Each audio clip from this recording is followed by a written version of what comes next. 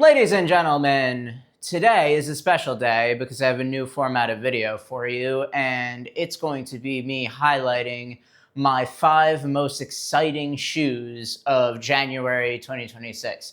What does that mean? This is basically a power ranking of the shoes that I am most excited to run in and therefore am enjoying the most out of all of the shoes that I own.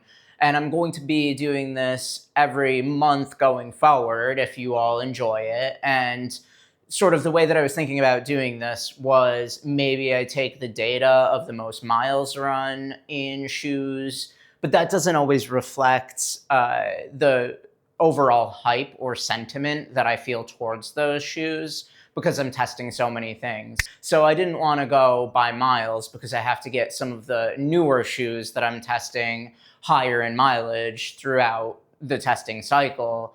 And then some of those will float to the top of my sentiment and some of them will filter down to more moderate use. And so these are the shoes in January that I'm either most excited about or see myself continuously reaching for.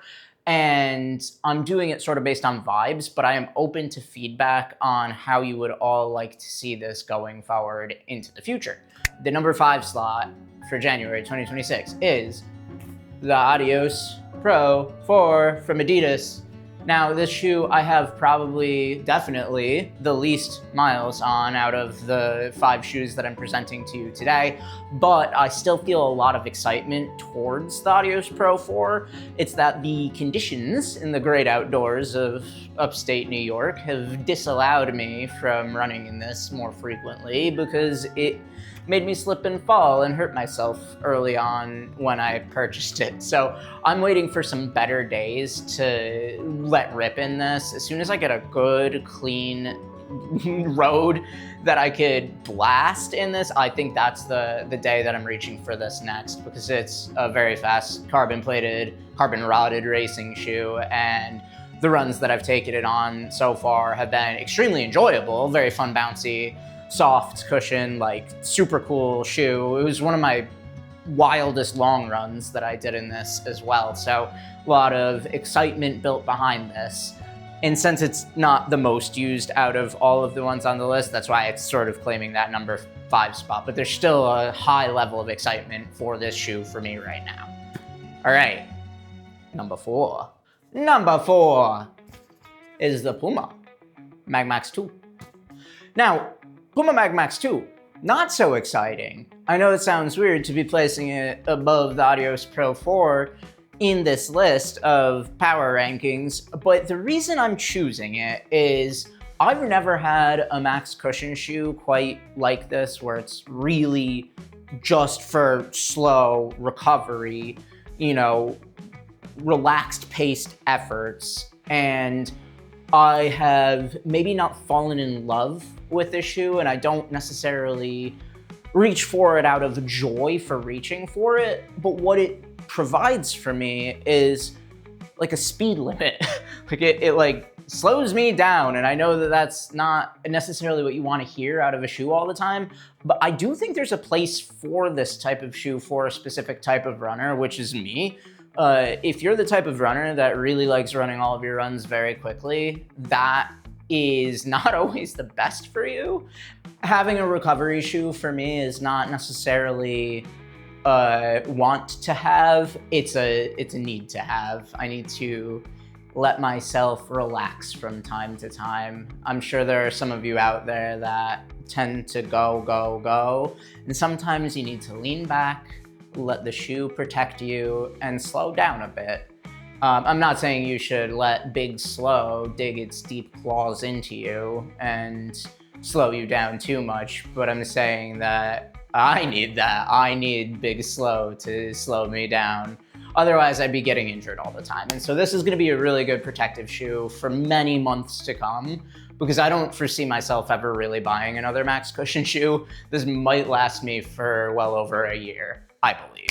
Number 3. Mega Blast.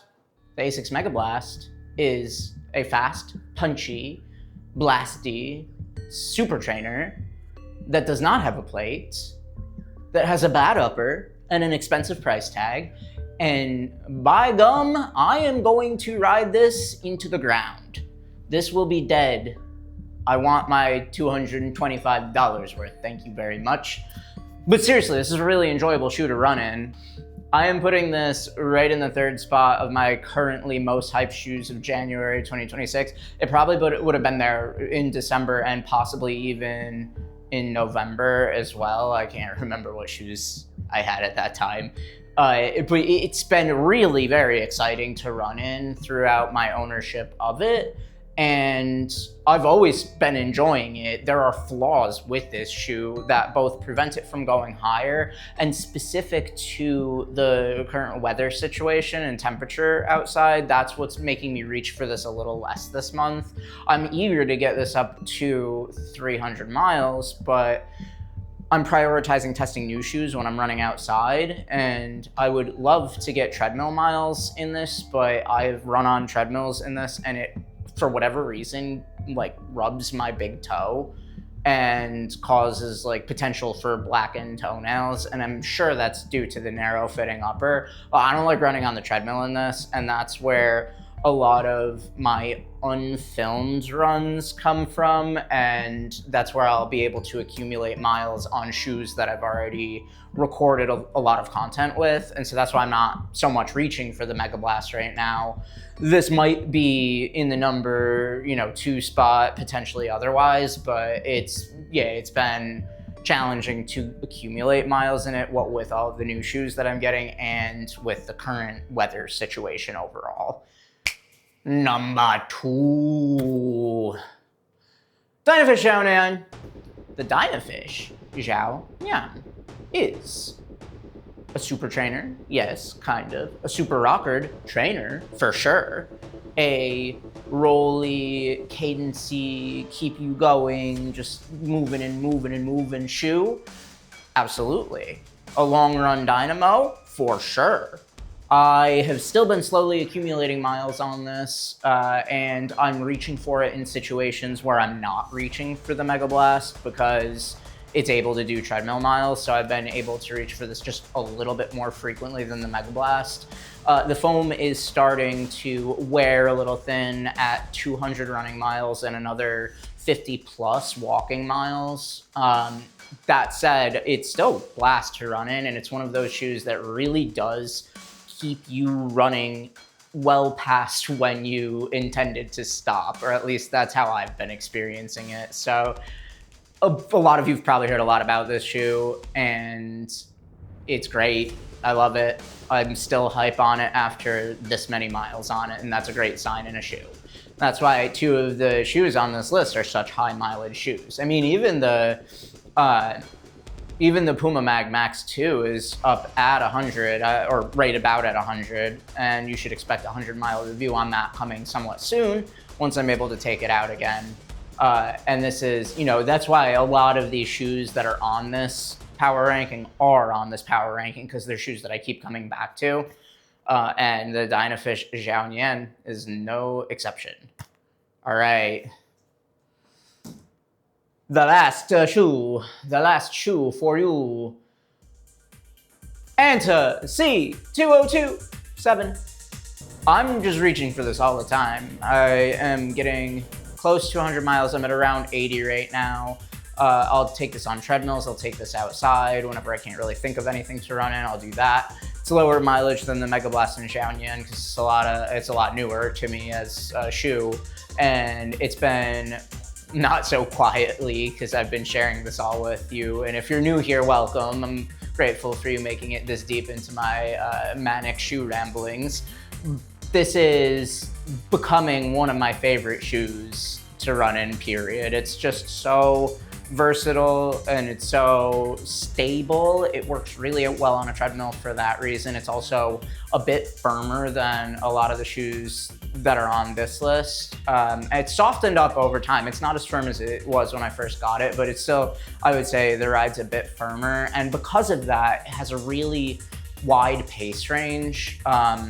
It's usable in a lot of scenarios, like for hill sprints, for slower recovery, maybe not recovery runs specifically, but daily pace for sure, maybe down to like the slow end of daily, all the way through your fastest paces. And so that's why I really like this shoe. I can put it on for anything, right? The only time I couldn't wear this is if I were wearing the Mag Max, basically. Like if I'm trying to go for strictly recovery, I have a shoe for that, and I have the shoe for that for the foreseeable future. Like I don't think the Mag Max is gonna get replaced by any other recovery shoe, because frankly, like I don't need anything else other than the Mag Max for recovery.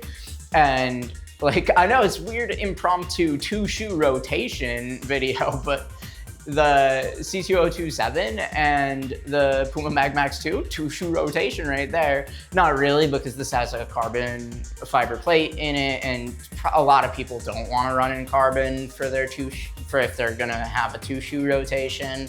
They would want probably one to not be, or like both to not be carbon, or at least probably that's true for me.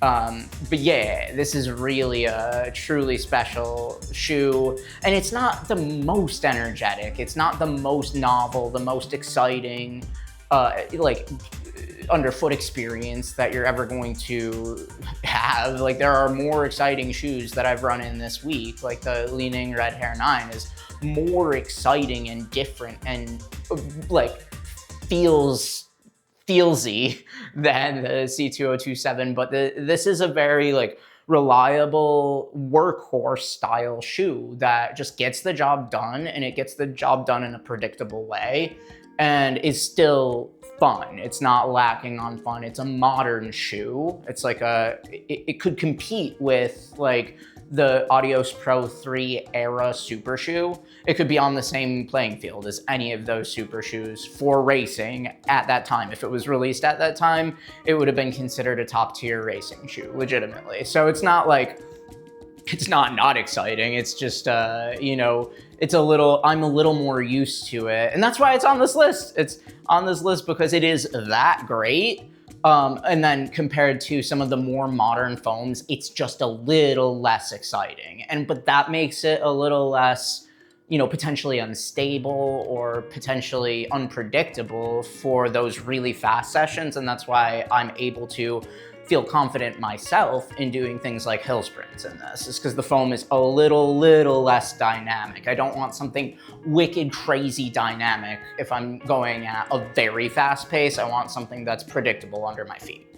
So that's the top slot here. And this actually, I bet you would be a great 2-shoe rotation with the Xiaonian, because you get the unplatedness and daily traineriness of the Xiaonian. And if you wanted to run races, I mean, if you could run races in either of these, to be completely honest, but if you wanted to do some sprint workouts, the anti-hill sprint, as I called it once, that's a great option. So those have been my top 5 most exciting shoes for January 2026. I'll think of a better name for this list.